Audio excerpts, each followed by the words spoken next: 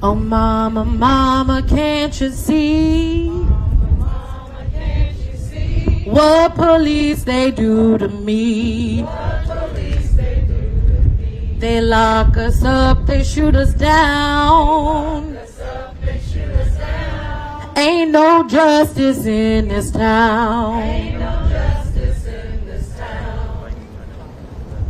There is no justice right now, y'all. There is no justice because they continue to attack our people and filter our people through the criminal legal system. But the way we fight back is with one another. The way we fight back is in community, and it is our right. It is our constitutional right to fight back. It is our ancestral right to fight back. So welcome to the State of Emergency DC press conference. My name is Frankie Sebron. I am a mother, a community organizer, a third generation Washingtonian. Native Washingtonians, Harriet's Wildest Dreams, Free DC, and community leaders have called this press conference to address the ongoing state of emergency in DC. As federal forces escalate repression in the district, MPD continues to brutalize residents without impunity, most recently assaulting our community member and organizer and friend, Afenie Evans. And to that we say shame. Shame. And to that we say shame. Shame. With the increase of arrests, we have seen a spike in the courts, leading to hundreds of people being seen in arraignment court. And that's why we're outside of these courts today. Our courts are already overburdened. The DC system cannot sustain this influx. We call not only on community leaders, but our elected officials to stand with us as we continue to fight to protect home rule. Today we will address the consequences of federalization of DC, amongst other things, and uplift the voices of youth and community advocates fighting for safety, self-determination in Black and brown neighborhoods. But just like we are fighting in the street, we're going to fight in the courts. Protecting Black youth should never be considered a crime. That's right. The violence that occurred against our loved one and comrade Afenie is unimaginable. And to that we say shame. Shame. And we will not stand idly by and let these police officers, these murderers, these racists, these fascists continue to brutalize our people without consequence. This is what fascism looks like, and Afenie is here to tell her story.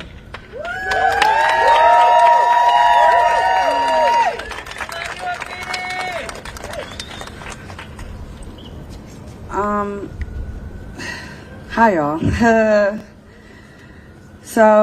Hi, my name is Afenie. I'm a community organizer with Fair Budget Coalition, Harriet's Wildest Dreams. I also do some national stuff.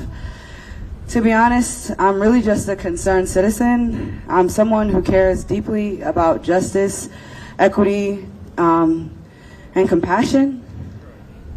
On August 11th, the district has seen an unjust and violent occupation at the hands of a very thin-skinned dictator.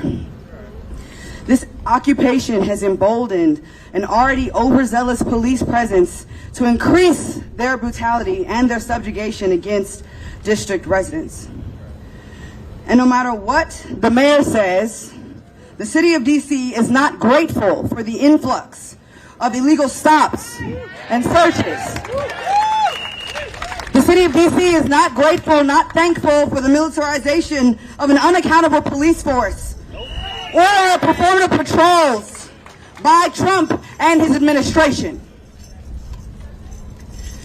On August 15th, myself and other concerned citizens went to Navy Yard to do one thing, and that was protect Black children.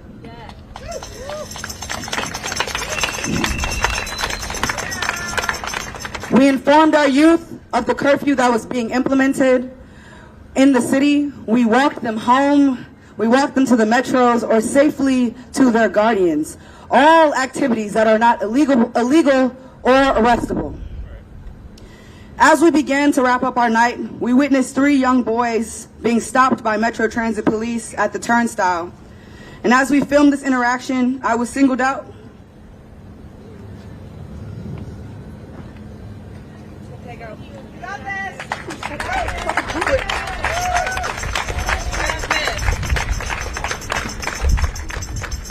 I'm sorry, y'all. I don't like to cry in public. It's really not a thing for me. So, like, I'm just, yeah.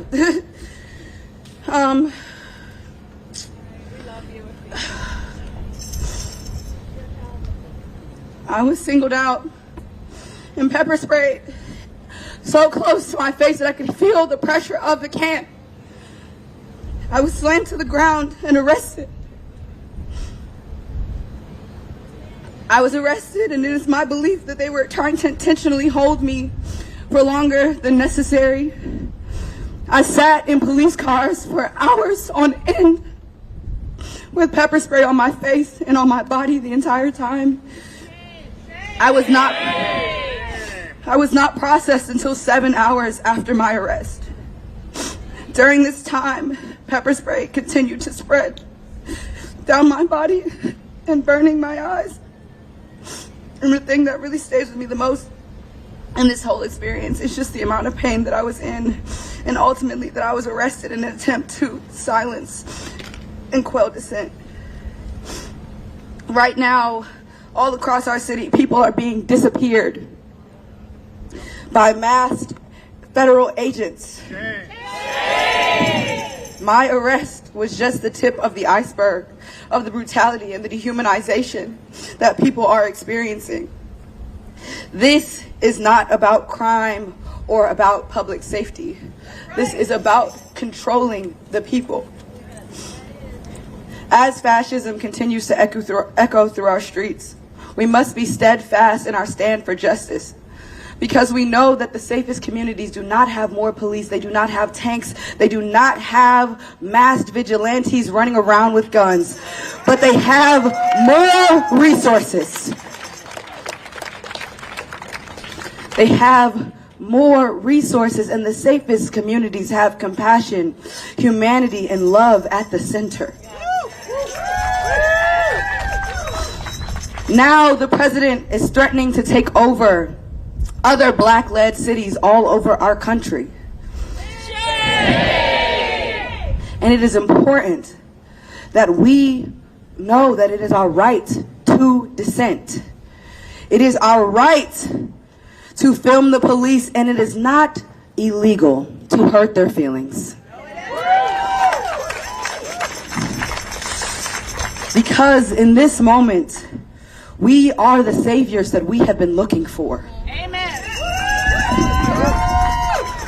And more than ever, we need to use our bodies, our voices, and our resources to protect each other.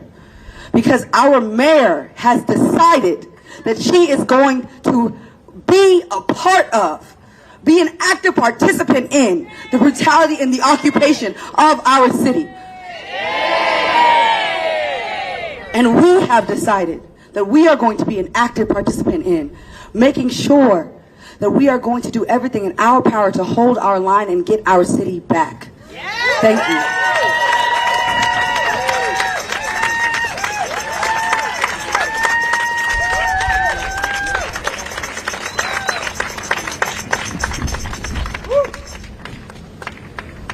Y'all, it takes a lot of courage to get up on a microphone and recount traumatic experiences.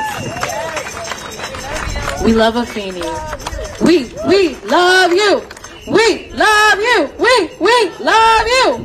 We love you. We love you. We love you. We love you. We love you. We love you. We love you.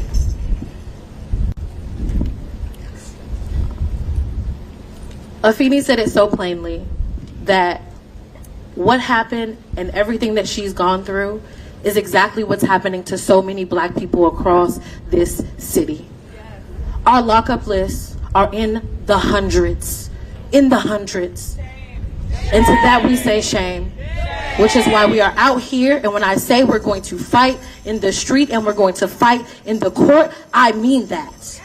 Because the same violence that starts in the streets continues into these courtrooms, and it is up to us. It is up to us to be there for our folks, and that's why we're here today. We're going to provide wraparound jail and court support for everybody who comes out of that building today. Until the last one leaves. But just like we're going to fight in the street and we're going to fight in the court, I'm going to introduce Andrew Clark from District Legal Group. A badass lawyer, y'all. Make some noise for our lawyer, Andrew Clark.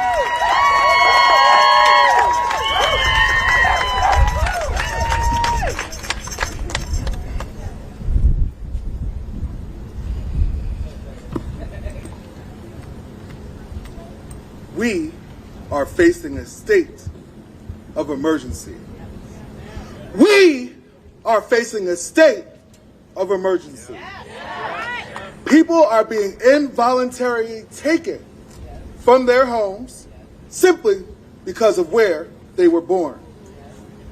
Activists like Afenie are being arrested for protecting other people's constitutional rights, including hers. We must protect the First Amendment. A $60 fine should not lead to an arrest. What Afenie was doing on that day did not deserve the brutality that she faced as a result. And when I went into that lockup and I saw her eyes burning, her spirit was not broken. Our spirit cannot be broken.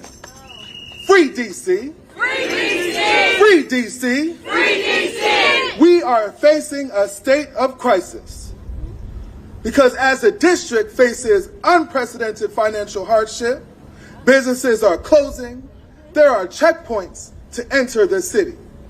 And where are these checkpoints situated? For people coming from Prince George's County. We need DC leadership to not want to fit in, but to stand up and show out. This is not a reflection of the people of the community. What the mayor is talking about is not a reflection of what we want. The people want the cessation of the military in the district. Free DC. Free DC. Free DC. Free DC. Our young daughters and sons should not be exposed to AR-15s and mass law enforcement individuals in their neighborhoods and in their routes to school. Our citizens should not be so scared of police encounter that they shutter themselves inside. We need to free DC. Free DC. Free DC. Free DC. Oh, I love the way that sounds. But we need to make sure that our politicians are being held accountable. Because we can march as much as we want, but we need their help because they're the ones creating the laws.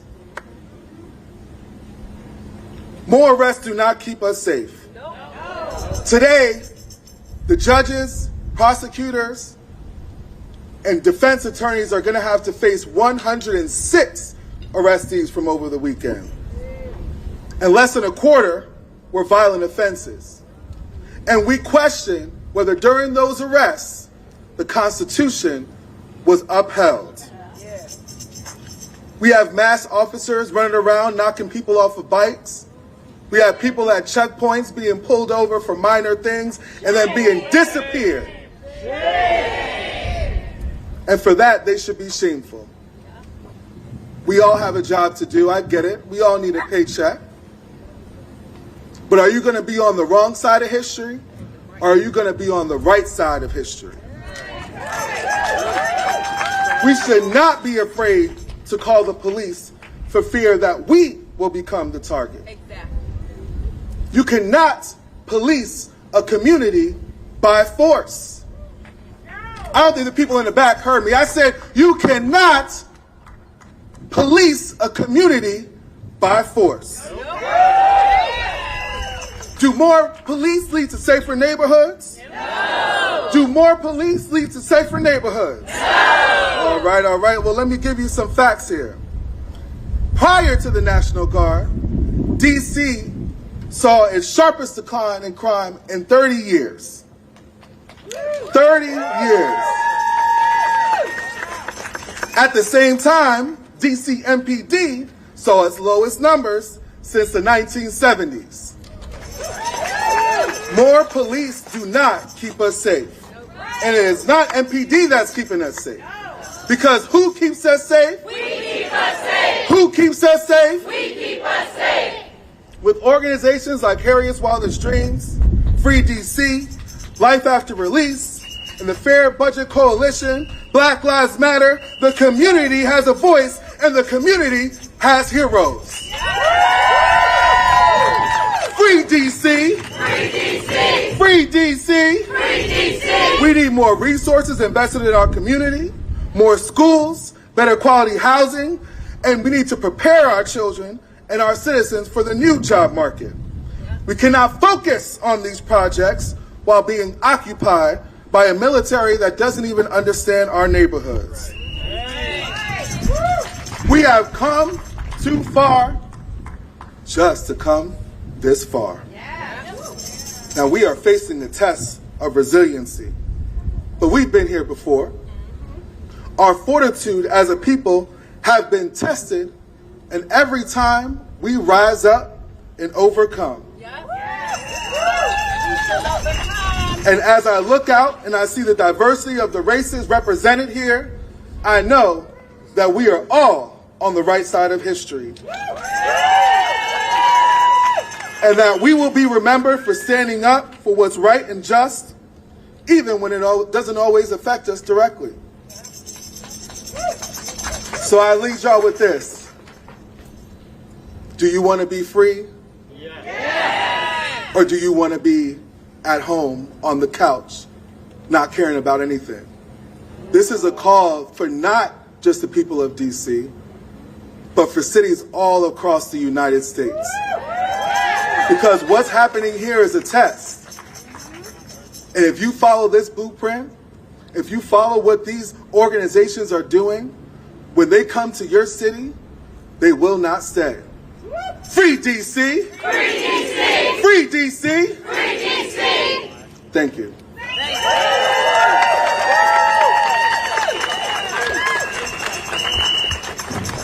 Who keep us safe? We keep us safe. Who keep us safe? We keep us safe. Who shut shit down? We shut shit down. Who shut shit down? We shut shit down. I want to invite our Executive Director and fearless leader of Harriet's Wildest Dreams to the mic. This work is continuous, right, Nene? This work is continuous.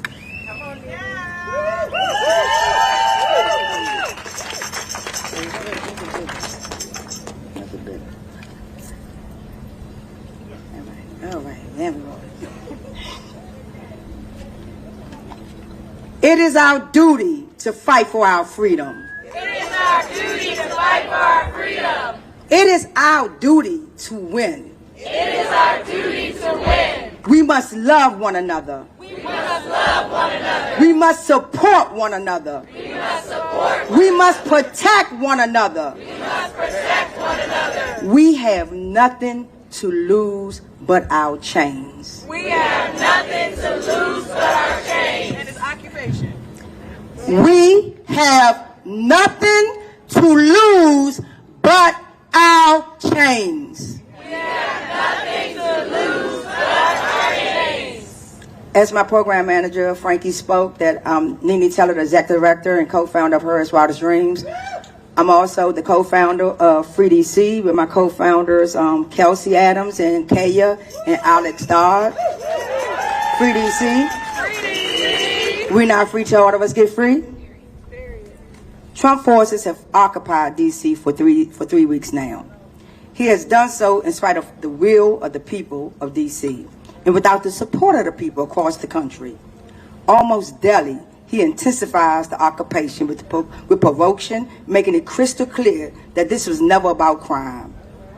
It has always been about control, testing the extent of his power and reach in D.C. in order to expand the use of forces across the country. I want to be clear on that. D.C.'s status as a territory without the rights and protection of a state made the city an early, easy target in Trump's experiment in authoritarianism. Though the temporary power to take over our police department was his entry point, he quickly moved to primarily use the federal forces, expanding their powers, arming them into our communities, especially seeking to take away our constitutional rights, criminalizing more of our actions, taking over key places in the city, and experiment with new specialized forces built specifically to deploy our cities in crush dissent. I want y'all to be clear on what he's doing. When we up, Frankie. Y'all, I'm tired. Sick and tired of being sick and tired. Sick and tired of being sick and tired. But this work is continuous. We will not stand idle while our people, our communities used as his testing ground. Are we going to stand idle? No! Are we going to stand idle? No! I'm checking. For the people in the back, are we going to stand idle? No! It is black and brown people of this city who are paying the price. I appreciate the white people to use our privilege, but it's black and brown people that's paying this price right now. We are the people who's being targeted, kidnapped, brutalized, interrogated, intimidated. It is our black youth who are being harassed, attacked, with no choice but to face military forces while they just trying to go to school. It is unhoused neighbors who are having their precious belongings destroyed, penalized simply for trying to stay alive in a city where survival for the safety is getting harder and harder every day. It is our loved ones with immigrator status who are being stolen off the street and disappeared into the system. This occupation is costing the federal government $1 million a day. If those millions were poured into the city, instead, we could get homeless people into safe houses. We could fund the community programs that are real solutions to end crime. We could fund the community program that the real causes of DC's 30-year low crime that actually can decrease and make everybody be free. At Harris Wildest Dreams, it is our duty to keep fighting. We're going to do this by political educating our people, court watching, participatory defense, our loved ones that have legal cases. We got you. We got our DC safety squad, where we're going to come out and we're going to support them in a medical way, in a mental way, and in a mutual way to give them the essential things they need daily to survive. Andrew Lord reminds us, the master's tool will never dismantle the master's house. We must use our own tools to dismantle racist oppression and build the world black people deserve. Our actions today must match this energy. It must match it with urgency. This is beyond public safety and crime, just like the civil rights movement was more than about, I can't cuss, but about about fountains. It wasn't about fountains for the civil rights. If you believe we deserve better, the only way forward is to join the movement for black liberation, rise to the moment to protect our neighbors and DC home rule, and be on the side of freedom. Our demands, we need to end the occupation now. Remove all the troops, and expand federal forces from our streets. Drop all the charges made against the people in D.C. during this unjust occupation. Save DC home rule. It is essential that the hard-fought wins for independent power within the district, like much of the 1974 District of Columbia Home Rule Act, which gives DC residents the power to elect our own city leaders, be protected at all costs. We will not give up the capital city and the people to control a wannabe dictatorship and authoritarians in this administration. What we need from the press right now. We call on you to report on this occupation as what it is, the intentional build-up to an all-out authoritarian rule. We call on you to report on what's really happening in the courts, in the immigration system, to the people being kidnapped and being occupied by these forces. To the reporters, we call on you.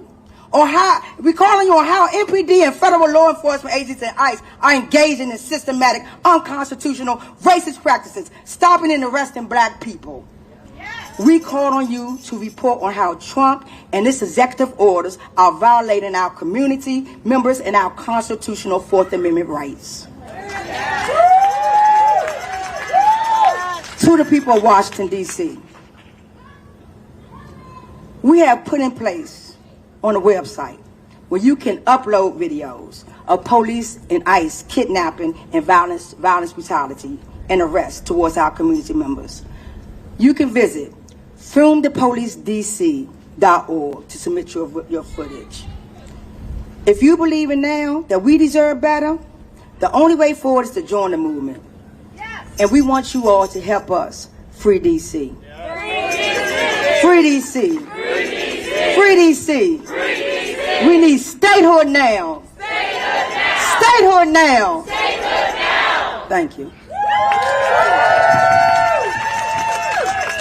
All right, everybody, smash that like button, share this live stream. We who believe in justice cannot rest.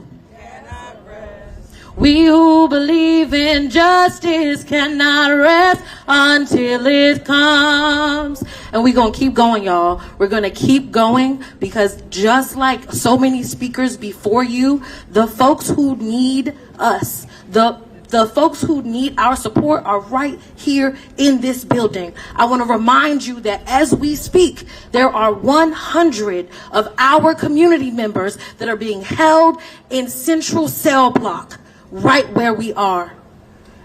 And we need your support to film the police. Go to filmthepolice.org. That is the new website in collaboration with Migrant Mutual Aid Network. That's where we need everybody to send all of their videos, all of their photos, all of your sightings, filmthepolice.org.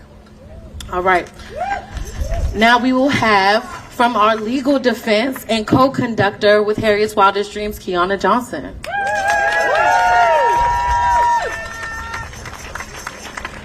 Who keep us safe? We keep us safe. Who keep us safe? We keep us safe. Absolutely. So part of the ways that we keep each other safe here at Harriet's Wildest Dreams is that we watch the courts, right? Yeah. What is going on in DC streets, these courts, and the rents cannot handle it, right? Our courts have been going on to 1 o'clock in the morning, which means that people have been held in cells and in cages until wee hours of the morning. Prosecutors, judges sitting on the bench until wee hours of the morning. Our people are not diabetics. Folks who have conditions are not getting proper food and nutrients because they're sitting down and being held in our courts. And how do we know this? Because Harriet's Wildest Dreams has had a court watching program since 2021. Say, when you get ready, when you stay ready, you don't have to get ready. When you stay ready, you don't have to get ready. So because of the work that we have intentionally been doing in Harriet's Wildest Dreams, we have been able to be the container to be able to be here and watch our community and watch what is going on in this injustice system. We have been the ones here at the courts, day in and day out, watching our community. When we were talking about Secure DC and other legislation that was happening here in DC, it was Court Watch DC volunteers that have been able to show up and show out and let the city know that what you think is happening is not really happening here in Washington, D.C. through our court system. So I'm asking everyone to come out and to join our Court Watch D.C. volunteer group. We also do something called participatory defense, as Nene has stated earlier. We are watching and we are also protecting our people. How many folks know that prosecutors are also cops? They are the top law enforcement officers. So once they meet you on the street, the police, then you have to go into the top cops, which is our prosecutor, our USAO office, and we have to protect our people in the courts. So come out and court watch and be a part of our participatory defense, because when you stay ready, you don't have to get ready.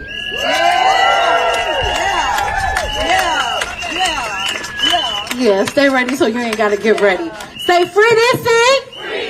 Say free DC. Say free DC. And how are we gonna do that? We're gonna be court watching.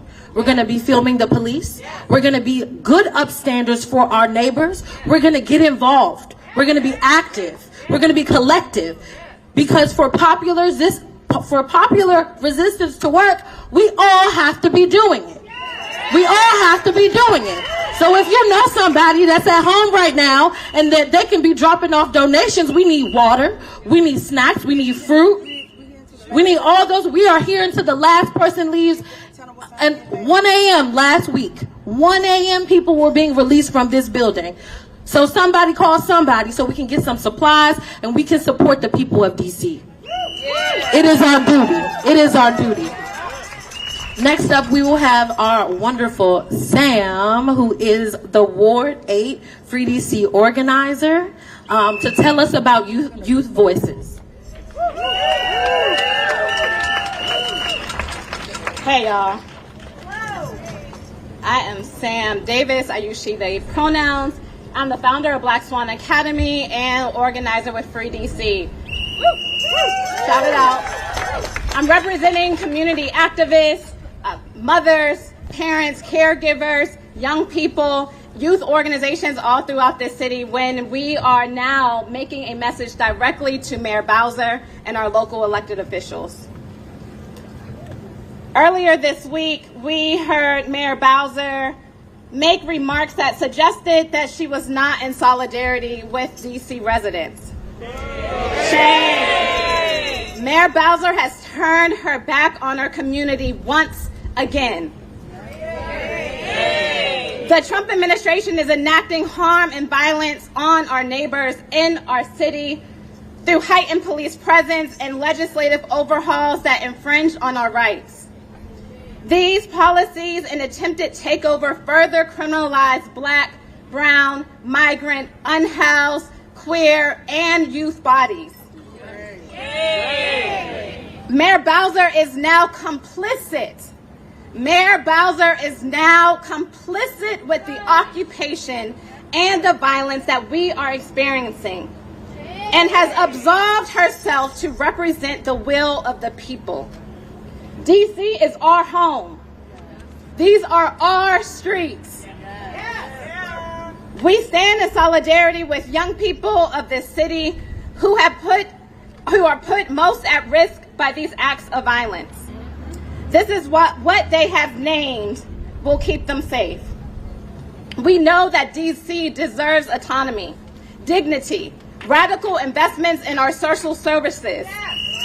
We deserve thriving communities without the fear of over-policing or incarceration. We deserve to be free. Repeat after me. We deserve to be free. We deserve to be free. And we call on our local elected officials to take a harm reduction approach. There are things that we can do. There are steps that we can make, and silence is not an option. I'm going to share some demands that young people and activists have came up with for local elected officials, and I'm excited for a young person to introduce herself to share more demands. Number one, local elected officials and Mayor Bowser must publicly and unapologetically stand with your constituents.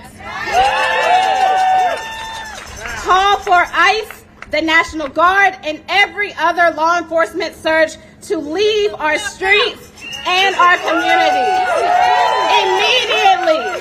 Immediately.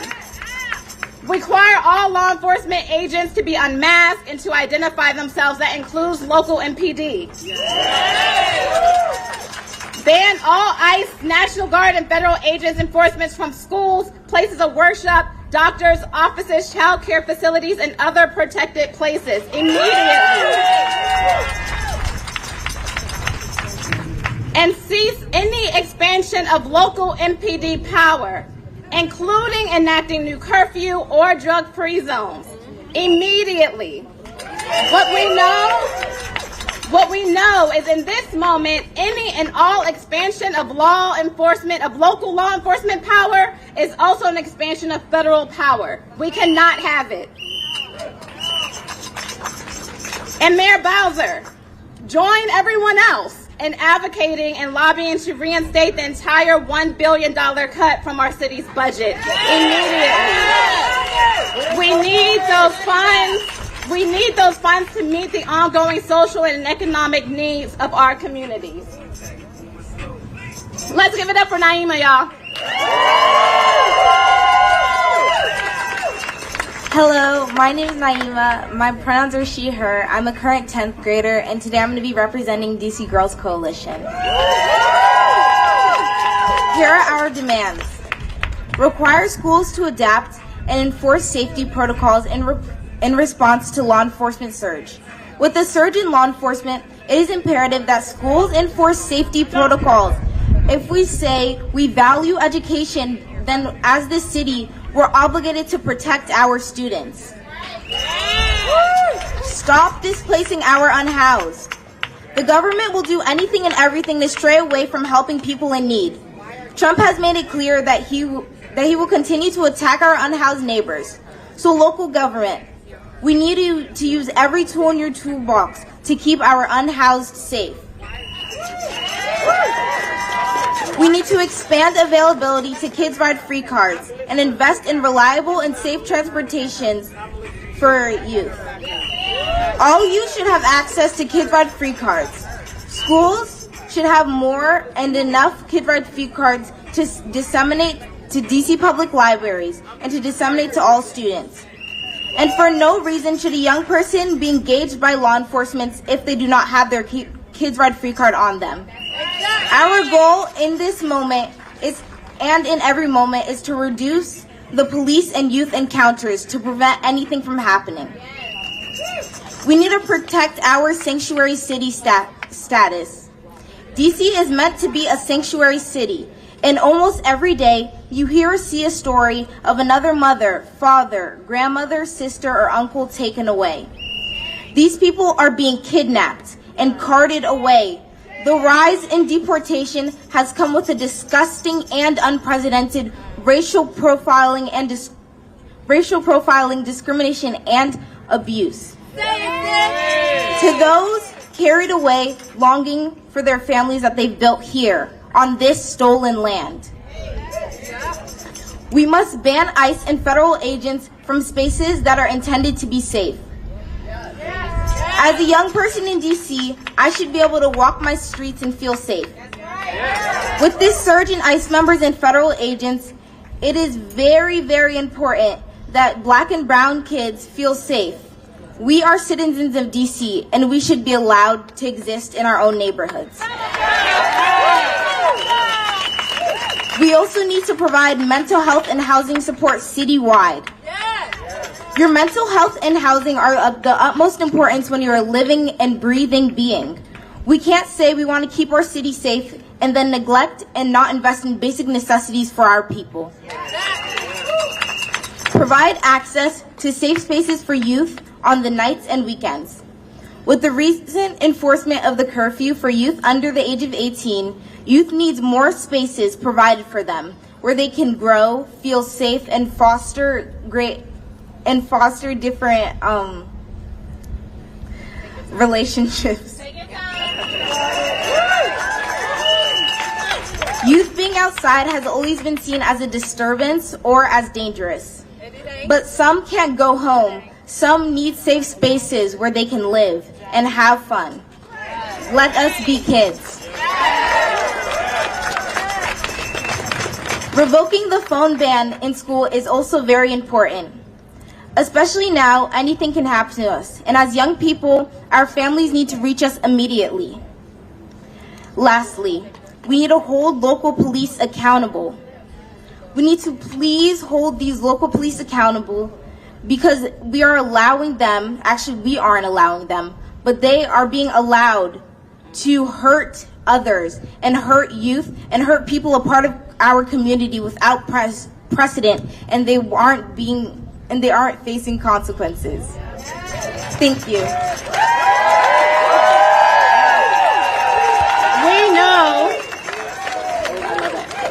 We know that in order to prevent violence from occurring in the first place, we must radically invest in the essential needs of our people. Yes. We must provide housing to our unhoused and not displace them. Yep. We must heal our communities, not criminalize them. Yep. And we must love our youth. Yes. All of our youth, yes. Not harm them. These are our demands. These are our demands. Mayor Bowser, stand with your constituents. Stand on the side of what is just and what is right for once. We want to enact some transformative leadership that we believe we need today, so I'm going to do a call and response and invite all of you all to join us. Power! Power! Transformation! Transformation! And miracles! And miracles! We want it! We want it! We need it! We need it! We got to have it! We got to have it! Right now! Right now! Right now! Right now! Right now! Right now! Peace, y'all. So now we're going to call up my co-founder, Kaya, from Free DC Project. And then after we hear from Free DC Project, we are going to take questions from the media for Afenie, an attorney, or if anybody who have spoken at that time. And then we will come back and hear more from impacted community members. Kaya. Thank you. So we have heard some stories of incredible brutality here that have been happening at the hands of this wannabe dictator, and now with the mayor's complicity. We have heard the voices of young people who are being harmed. We've heard what our demands are for liberation, for a free DC. And I want to talk a little bit right now about how we're going to get there together. Because it's actually going to take all of us as allies. It's going to take all of us in DC united, and it's going to take people outside of DC too. And I know everyone here knows people outside of DC. So we have a lot of things coming up in the coming days. We know that this 30-day surge is supposed to end very soon, right? We're 3 weeks into it. So we need it to end, and we also need to make this whole nightmare end. And so today, I want to say that they have gone too far in attacking DC. They have gone too far. And we have to stop it here. It will spread all over the country. It will spread primarily, I know. It will spread to places first that have black mayors and black and brown communities. And it is our responsibility as the people of the Capitol to make sure it stops here. And that means we need all of you, right? We have to stop this here. And that means that sometimes we have to do a bunch of things together, right? Even though we know everything we do, it may not be sufficient on its own, but together it is one of the dominoes that knock this thing down, right? This attack on DC, this attack on Afenie, this attack on our young people, this is the beginning of the end of the Trump regime. That is what we are experiencing. And it's going to be that because that is what we are going to make it, right? So I need everybody here to show up. Show up for Court Watch. I need you to show up on September 4th this week when we go visit Congress, right? Every member of Congress needs to hear that all of us are unified. DC is united in saying we do not want this occupation. It must end. Not only do we not want this occupation, but we demand a free DC. And so we need it. Free DC! Free DC! Free DC! Free DC! Free DC! Free DC! So there's another thing I want to ask you all. I'm going to on next Saturday, we are having a march. We are all DC. That is our moment. I don't want a single person here to have a bit of empty floor space in your house. I want you to call your friends wherever they live. I know everyone knows somebody outside of DC, and we are going to gather together at 11 a.m. at Malcolm X Park on Saturday. We are going to make it clear just a few days before the end of this brutal occupation that we demand that it end, right? That's what we're going to do together. And we have plans if that doesn't work too. But we got to take it one step at a time, right? We're not only going to use the courts. We're not only going to use the streets. We're going to do both those things that Frankie said. But we are also going to, right? We're going to use our role as jurors. We're going to use our role as consumers. We're going to use our role as voters. We're going to use our role as workers. We're not going to do any of that shit. We're going to give everyone a people's pardon, and then we're going to take away all our labor if they continue this escalation city after city after city. This has to stop here. Right here, right now is where this ends. Free DC! Free DC! So basically what we're saying is that we're not going to comply. We're not going to comply. So at this, our streets. So at this time, we're going to, if any of the media have any questions, we're just gonna pause so that we can get some questions, and then we're gonna come back because we have a couple of more speakers. But we wanted to make sure not to make sure we get the questions for Afenie and her lawyer and anybody else who have spoken so far. Questions? Yes, that's the only question first. The three-part, is there any information you can provide on the plans to file a lawsuit against Metro Transit? Yes, we're looking at every legal remedy that we have, including filing a lawsuit. As you know, the transit police is not part of Metropolitan Police, so they have different procedures that we plan to follow to get justice for Afenie. Justice for Afenie! Justice for Afenie! Justice for Afenie! Justice for Afenie! Would leadership with Metro reached out to Randy Clark for anything from leadership? No, they haven't.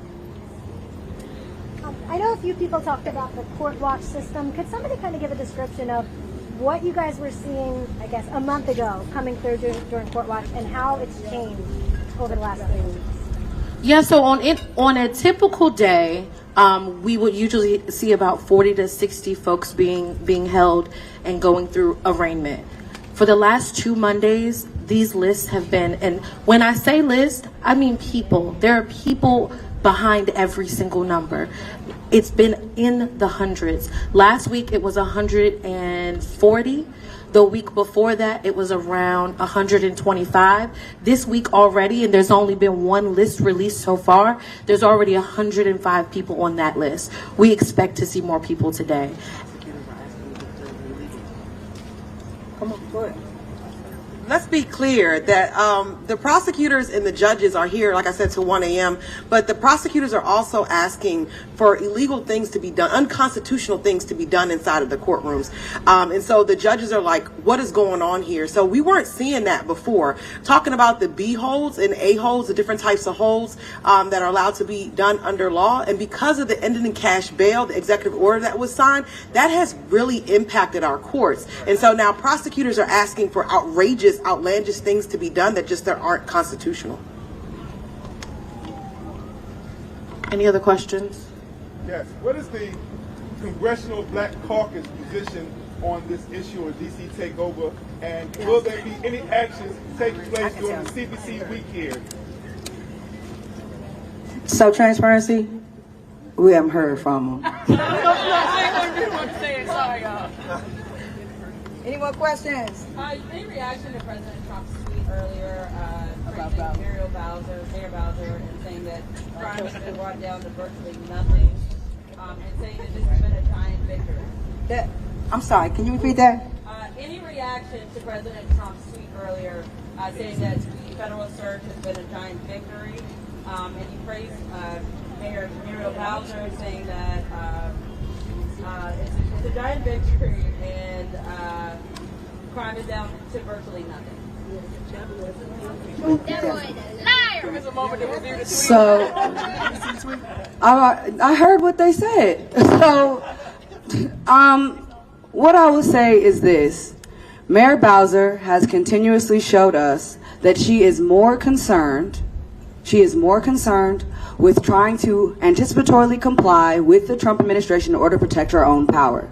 Am I surprised that Donald Trump is now praising Mayor Bowser after she has already tried to strip sanctuary city status through the budget? No. Am I surprised that after she stripped worker protections away from people, that after meeting with the Republicans and they asked her to do that, she did that through the budget and the city council helped her do that? Am I surprised that they are interfering with this Commander's Stadium deal, $2.2 billion in land value and public money? After the Republicans said, and Donald Trump said that they wanted to see that stadium through, not only Mayor Bowser changed their tune, but the whole city council did as well.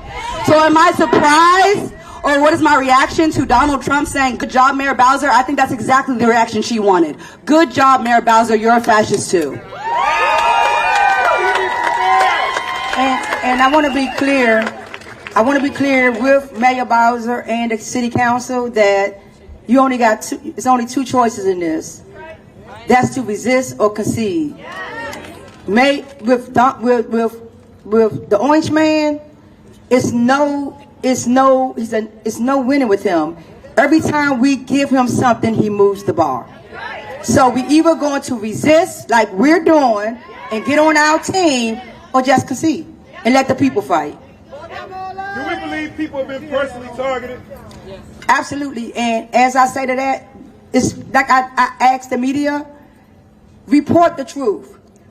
They're not up in Georgetown. They're not at GW. They're at Howard. And if you all don't think these college students at Georgetown and GW are not outside drinking illegally, you're mistaken. They're just not in their parts of the city. They're choosing to be in the marginalized black communities, right? So yeah, clap, clap, clap the surge because they're not in your communities. Any more questions? In that same posting by President Trump, he ended it by saying, quote, "This never has to end." What do you think of that? We say it will end.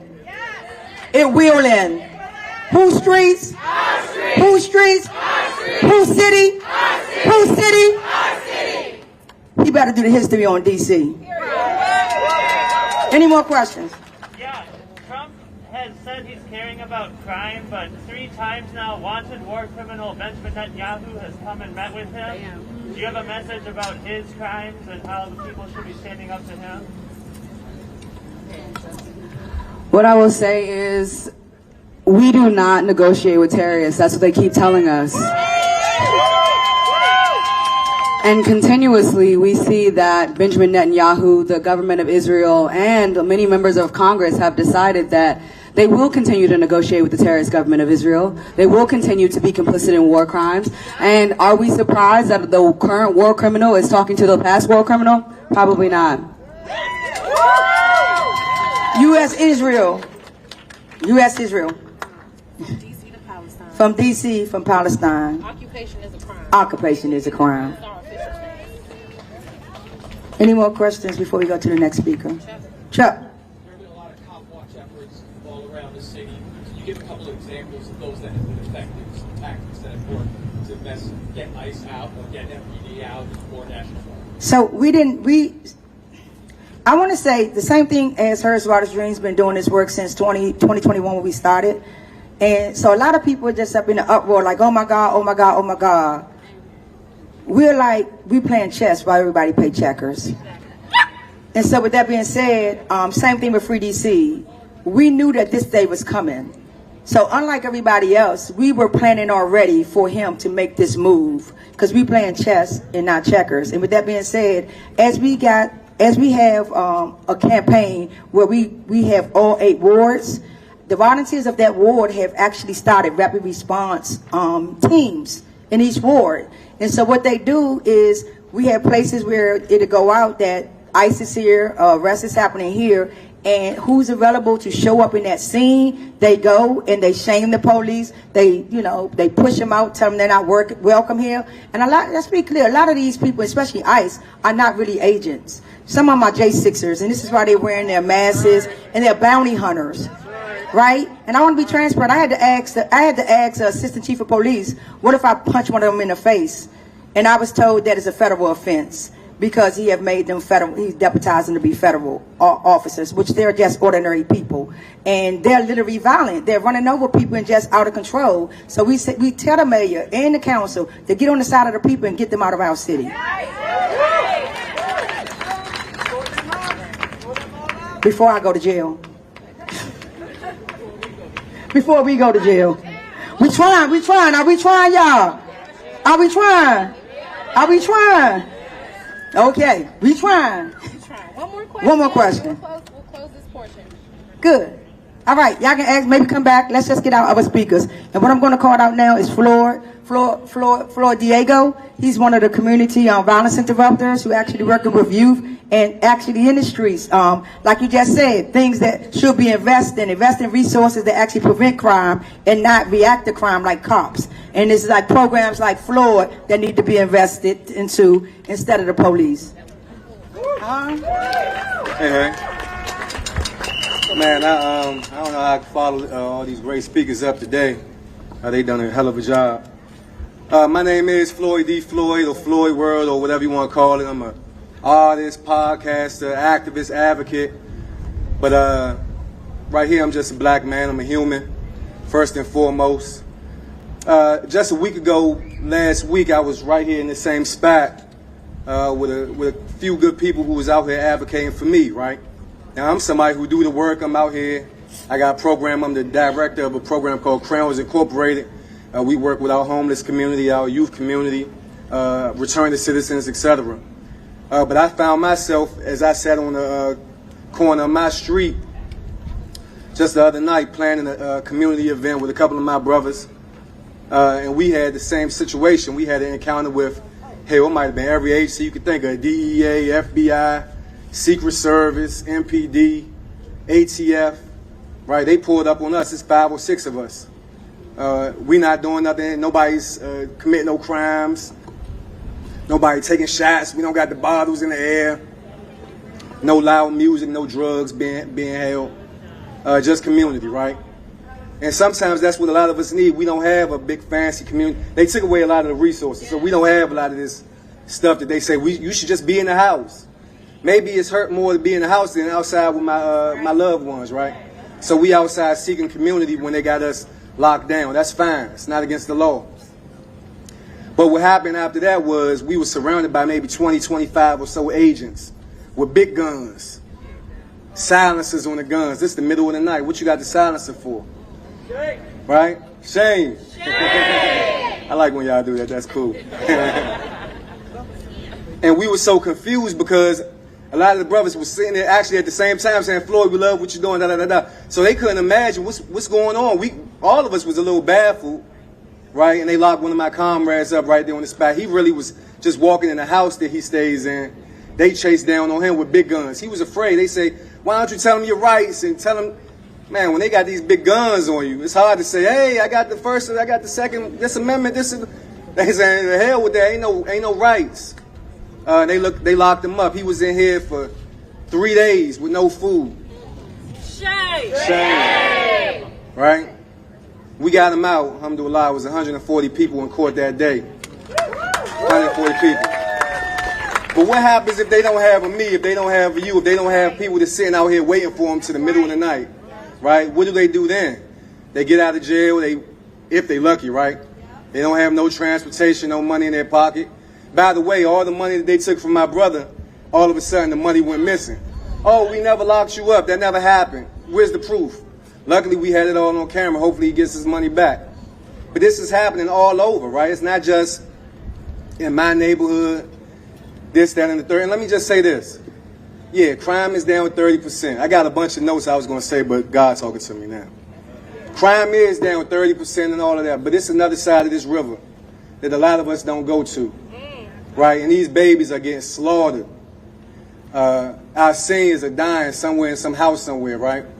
When you talk about lack of real fresh food options, when you talk about lack of quality education, the schools on that side of the river are some of the lowest in the district, right?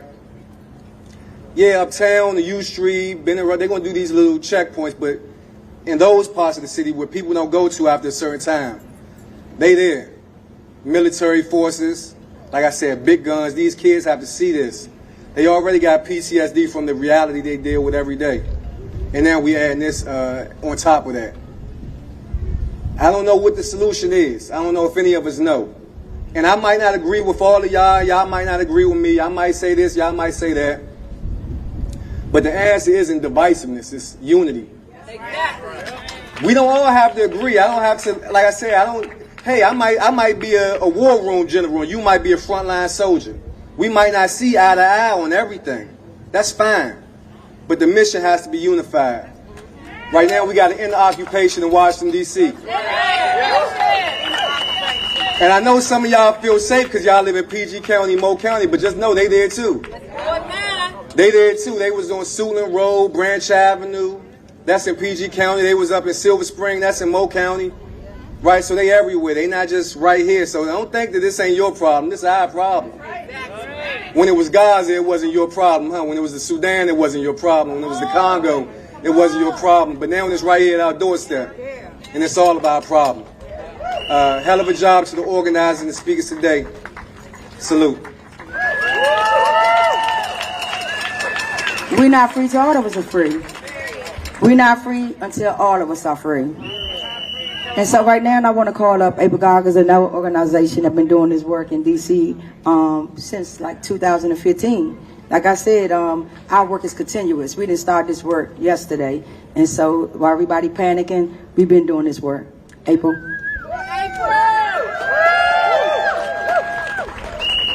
I just have to say, when you see VIs, violence interrupters, don't believe the hype, right? Don't believe what Muriel Bowser and those other folks say about violence interruption not working in our communities.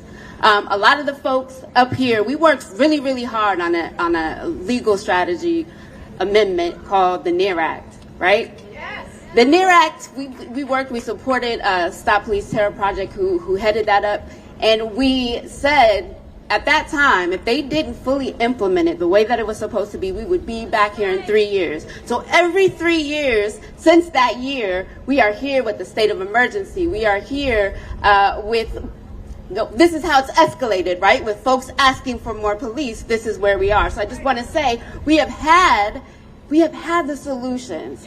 But when your mayor tears up an amendment and doesn't fund half of that solution, it doesn't work. But what does work is saying that violence interruption doesn't work and then giving more money to the police. All right.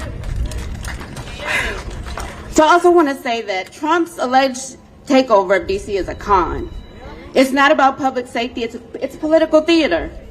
It's designed to make people think something new is happening when Black and other marginalized DC residents know we already live in the most heavily policed city in the United States. Our city, with a population of 700,000 people, is patrolled by 32 independent police departments, 8 university departments, and 5 local agencies that all have cooperative agreements with MPD under the Police Coordination Act. These agencies share the same immunity and powers as MPD when patrolling. Federal police have shared arrest powers and street-level joint operations in our neighborhoods with MPD for decades. They're simply emboldened now, shielded by near total hyper-immunity, and excitedly encouraged to be more public with their abuse, more brutal and omnipresent than ever before. High on power, and with a deeper sense of invincibility after watching fellow officers Terrence Sutton convicted of killing Karan Hilton Brown and covering it up, and Andrew Jaworski, who also helped conceal the crime, pardoned by a president with 34 felonies, who told the press that cops will be able to do whatever they want. MPD later reinstated both officers. At the core of DC's systematic violence is a coordinated network of institutions and officials anchored by MPD, the DC Police Union, and the U.S. Attorney's Office for DC, the mayor, and reinforced by certain members of the council. Together, they maintain and expand a system that criminalizes, surveils, and controls Black communities. from Mayor Bowser bowing to demands to remove her performative Black Lives Matter mural, and DC Council member Brooke Printle's draconian Secure DC and Peace DC bills to expand surveillance hub technology and federal police joint task forces. They serve as the architects and enforcers of permanent occupation under the guise of public safety. These departments have a monopoly on violence. They are given the power to use violence with the presumption of legitimacy, while Black people who would be caged, beaten, or killed for daring to defend themselves with force. They enforce who is allowed to live and who is allowed to fight back. Police also control their own accountability, shielded by intentionally dysfunctional systems and police unions. Officers avoid accountability while union leaders and the president demand law and order for everybody but themselves. Propaganda. Greg Pemberton, chair of the DC Police Union, has long aligned with far-right politics. As evidenced in his congressional lobbying testimony, appearance on conservative media, he now openly supports the President's National Guard deployment to DC. The DC Office of Disciplinary Counsel alleges that Pemberton and now federal prosecutor Jennifer Kirkhoff Muskins conspired to edit footage from Trump's 2017 inaugural protest to hide exculpatory evidence and conceal its source, which ended up being the far-right group Project Veritas. Yet Pemberton is dominating headlines, casting doubt on MPD's own crime data over alleged number tampering, despite his own record of manipulation. And I just want to end by saying we refuse to live in fear. We move in power. Self-determination and safety means rejecting the state's definition of protection. Policing, surveillance, and militarized occupation are not about keeping us safe, they're about controlling us. We have the right and responsibility to define what safety means on our own communities and to build it ourselves through systems of care, community, accountability, and collective defense, rooted in our values, not in their control. Real safety comes from our people, not from the state. We want and deserve safe, healthy, and thriving communities. We are rooted in the strength of our ancestors, whose blood soaks this land, now known as DC, formerly called Natchitoches, in the unceded ancestral homelands of the Piscataway people.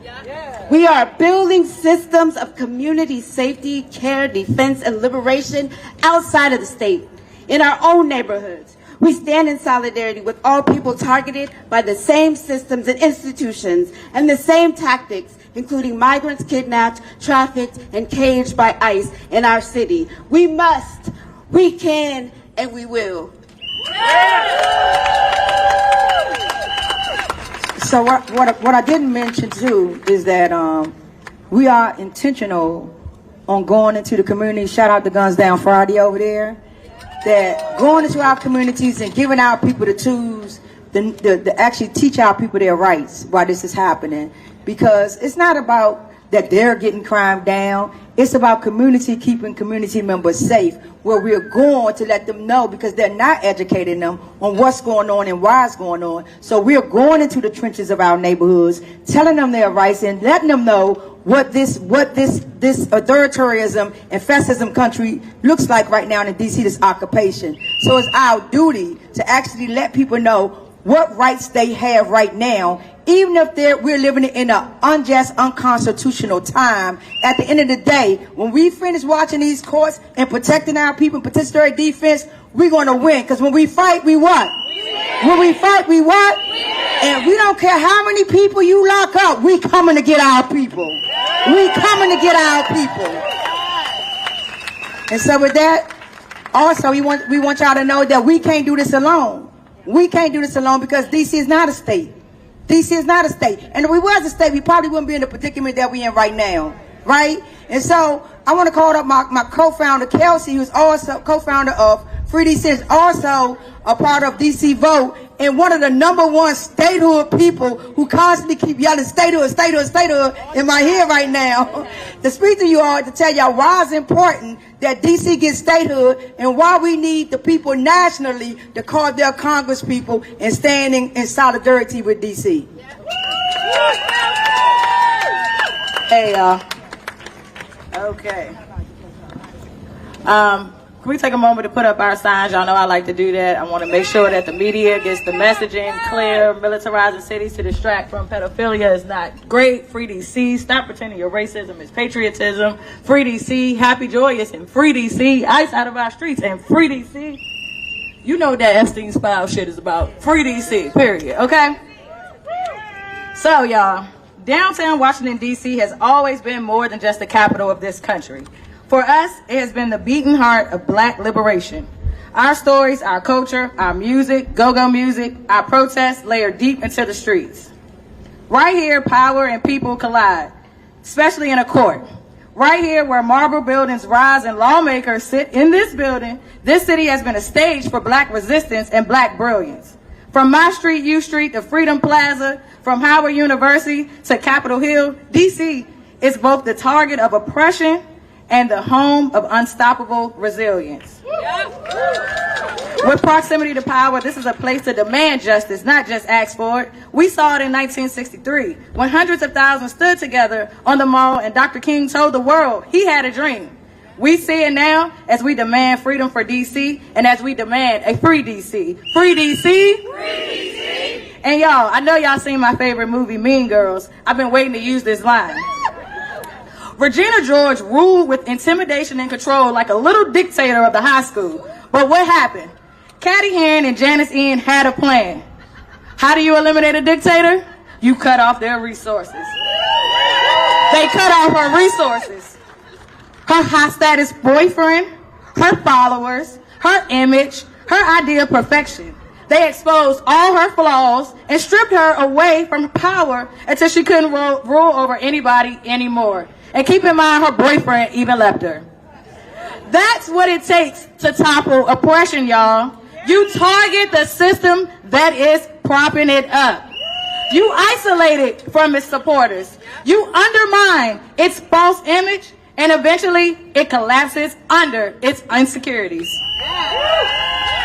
Congress has been playing the role of Regina George for over 200 years, controlling our resources, denying us representation, holding on to power with intimidation and lies. And we say shame. Shame! But just like in the movie, we're cutting off their resources. We're breaking the hold that they think they have over us. We're exposing the truth about their dictatorship with over 700,000 tax-paying Americans. And the truth is this. Afenie's unlawful arrest by Metro Transit Police at Navy Yard is not just an incident. It's part of a pattern. Black and brown communities, youth in specific in this city, are being targeted, intimidated, and criminalized simply for existing in public space. This is not public safety. And when they use words like public safety coupled with words like militarization, those are not words of liberation, but those are words of occupation. So I say to the press, report it as such, an occupation. Don't soften it. Don't blur the lines. Don't make vague headlines. Call it what it is. Undemocratic occupation of Washington, D.C. One more time. This is an undemocratic occupation of Washington, D.C. And let me be clear. The media must do better. I might not be a celebrity, but my voice will expand and keep going until the occupation is ended. Stop downplaying, stop overlooking, stop ignoring the takeover of Washington, D.C. Your silence, coupled with Jeff Bezos, protects the oppressor. Exactly. Your coverage should protect the people. Congress may try to silence us. Governors may try to call their National Guards. recall our rights, and call federal forces to try to occupy our city. But we will not be erased. We will not be controlled, and we will free DC. Free DC. Free DC. And when I say free DC, I mean it. I mean we will end up this second-class citizenship. Over 700,000 people should not suffer from not having autonomy in our nation's Congress. We will end the Trump takeover. We will end the targeting of black and brown youth, especially by Metro Police, because I didn't even realize that they could arrest people, to be quite frank. I thought they only gave out fines. And court has started, so we're watching the court, but we about to go. We will save us. So here are our demands. Remove federal law enforcement and the National Guard from D.C. Hands off D.C. Justice for Afenie. End second-class citizenship. Respect and invest in black and brown youth. Media, tell the truth.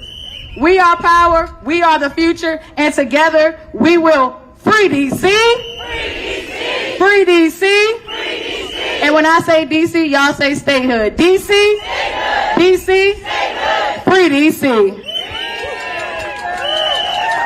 So before I turn it over to my program manager, Frankie, I just want y'all to know that as we do this work at Harris Wildest Dreams and Free DC, we know that this is for all 700,000 people in DC, but we also know that we have infiltrators. Oh, yes. So we also know that all our spaces are not going to be safe spaces, right?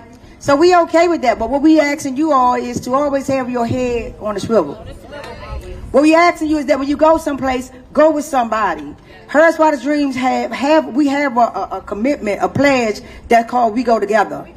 We go together. Because this stuff, infiltration just didn't start with this occupation. Infiltration started back in the civil rights movement in COINTELPRO, right? So even in this space, right today, those people that's standing right beside us, it's infiltration. Yes. We're not new to this work. We're true to this work, especially here at Harris Wildest Dreams. I just want y'all to be clear on that. So if anybody here that's infiltrating, thinking like, oh yeah, we got them. No, you didn't. We got you. Yeah. And on that note, I'm gonna pass it over to my program manager. Free DC. Who keep us safe? We keep us safe. I said free DC. Free DC. Who keep us safe? We keep us safe. It is up to us to keep each other safe, y'all. So I have some action items for people here today. First, we're going to watch the courts. The courts is the new front line. I need you to get court watch trained. It's 1:37. That means arraignment court has just begun. That means people are going before a judge. 90% of the people who go before judges in DC are black. And to that we say shame. Our people are being filtered and funneled. It starts with the police, but it continues in the courts. The courts are the new front line, y'all. I need y'all to get trained up. Next, we're going to film the police. Film the police. Film the police. Film the police. You're going to go to filmthepolicedc.org. filmthepolicedc.org, and you're going to report any and all sightings. Any agencies. We got HSI, we got FBI, we got Transit Police, 32 independent policing agencies. Y'all, this is occupation. And then it's up to us to stand up and fight back. Next, we're going to show up to Congress. Next week, you're going to get connected with freedcproject.org. If you don't live in DC, you're going to go to freedcproject.org/allies. And you're going to call your Congress people. I don't care if you're tired of calling. You're going to call again. You're going to call until your finger fall off. Because it's going to take all of us to get to freedom. We're going to keep us safe. Trump can't have our city. He can't have it. He can't have it. He can't have it. He can't have our communities, y'all. Free DC, I appreciate y'all for being here. We're going to hear a song by Miss Lucy because, shout out Miss Lucy, y'all. Because in order to have joyful movements are infused with song and culture. Y'all get plugged in. There's so much work to do. Thank you, Frankie. Look at here, people, won't you listen to me? Don't you try to find a home down in Washington, D.C., 'cause it's a bourgeois town.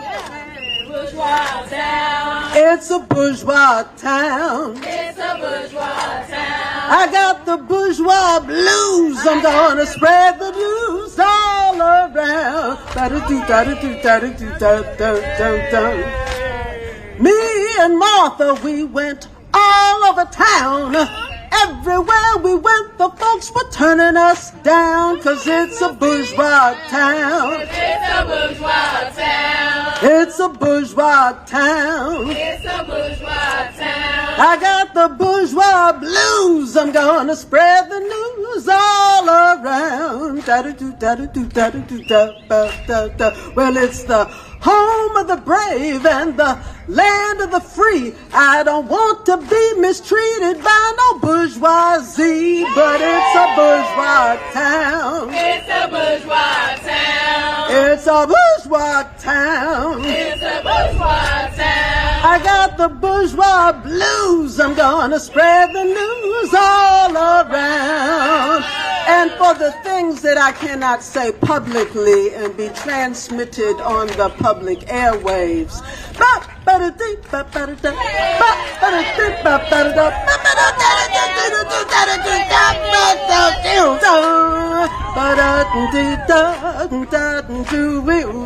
I certainly hope you know what I'm talking about. We need statehood now. We need statehood now. We need statehood now. We need statehood now. We need statehood now. We need statehood now. I'm gonna spread the news all around. Let's do that one more time. We need statehood now. We need statehood now. We need statehood now. We need statehood now. We need statehood now. We need statehood now. We need statehood now. I'm gonna spread the news all around.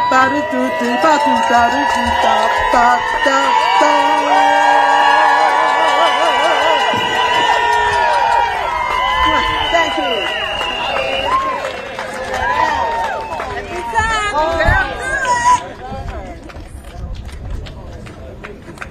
All right, y'all. Let's get to some freedom watching. Yes.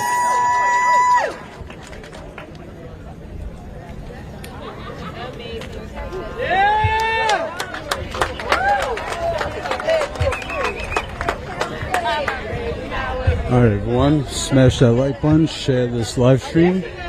As far as I know, we are the only ones live covering this press conference. I'm going to get to some interviews before everybody leaves, but if you are not yet a subscriber, subscribe now. I'm going to have a busy week out here in Washington, D.C. I will be on the ground, so I'll be on the ground for the next few days, so you don't want to miss anything that's going to be happening. So make sure you are subscribed, and if you are not yet a member and can support us, become a member, statuscoup.com/join. Sign up, it's $5 a month. Help keep us on the ground. So from here, from Washington, D.C., I am most likely going to be going to Chicago if Trump decides to send the military, the National Guard. So we will be headed there if that happens. Let's get to some interviews and and hang in there.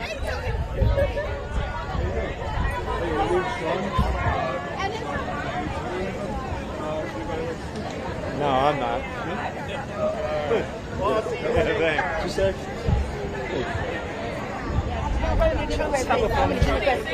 I know, but how many Democrats supposed to meet?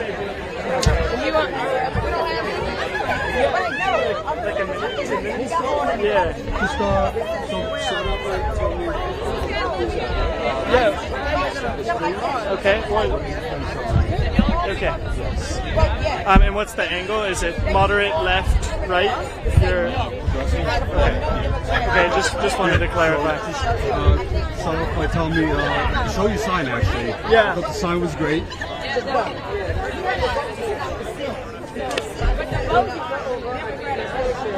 Talk about that. Talk about your son. Yeah, so I came to DC about almost 3 months ago now. I've been doing a 90-day protest here in the city after an alarming rise of fascist action in our country. And there's been a deliberate effort to flood the zone recently, create as much information in as short a time as possible to distract, confuse, and overwhelm the American public. And so the most recent initiative has been an obvious and failing effort to distract Americans from Trump's affiliation with Jeffrey Epstein. And so to do so, he always leans on his military, he always leans on the military, he always leans on law and order, his law and order angle, and the vast majority of people I talk to, this includes progressives, moderates, libertarians, and conservatives, say this is feeding red meat to the base, feeding red meat to his base. This is a distraction. That's how I feel. And not only distraction from Epstein case, but also as Trump, does his takeover. A new study found that the bottom 60% of U.S. households don't make enough money to afford a minimal quality of life. And since it's Labor Day, do you think we are living a new Gilded Age, and Trump is simply distracted from that? Yes. I'll say this. From what I read, 30 to 40% of Americans are hovering around the poverty line. This is the fact that this is the information that I'm working with, and we just set we have a president who is not doing an effective job in regulating AI and automation, and we just set a precedent that we can ship homeless people out of our city. We can make them disappear, and with automation on the rise and more Americans, especially those along the poverty line, losing their jobs, we just set the precedent that we can have homeless in to the system and homeless out. We bring them in, we take their jobs, we send them to the streets, and then we ship them out of our cities. And I think that's an abomination. I think it's un-American. I think it's a betrayal to the American people. Absolutely. And Democrats have done anything to fight against it? No, the vast majority of people think that Democrats are far too silent, far too afraid, and they've been playing party lines. They've pigeonholed us. Most people blame Democrats for playing into this political system that has brought in a second Trump presidency. We had two candidates that the vast majority of Americans did not want to vote for. There's better candidates. They're playing that game of Yep, and we allow politics to be bought by funds. It's wrong. I was actually just going to ask about your sign. Do you think all of this is happening to distract from the end? Yeah, so I was just saying, this... Hey, thanks so much. Hey guys, I want to know what other news outlet is giving you the voices of the people. I don't see any. You're not going to find this coverage on CNN or anything anywhere else. All right, so that's why it's important to support independent media, support us, keep us covering these stories, these protests. StatusCoup.com/join. Also, we have a donation page, StatusCoup.com/donate.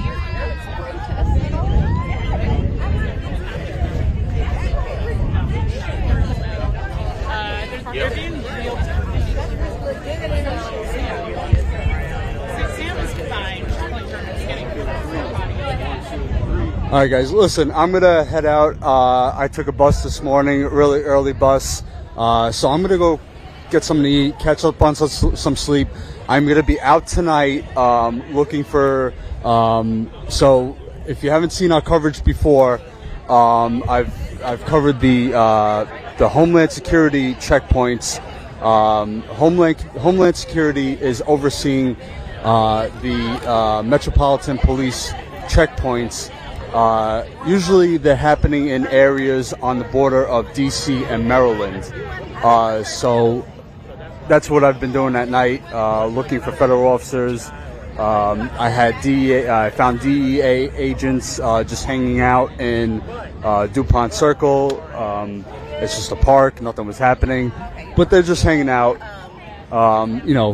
being visible, intimidating people.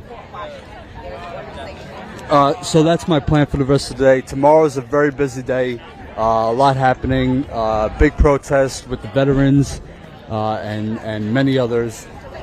So subscribe, become a member, StatusCoup.com/join, and I'm going to sign off from here, and you'll see us again soon. All right, everybody, have a good day.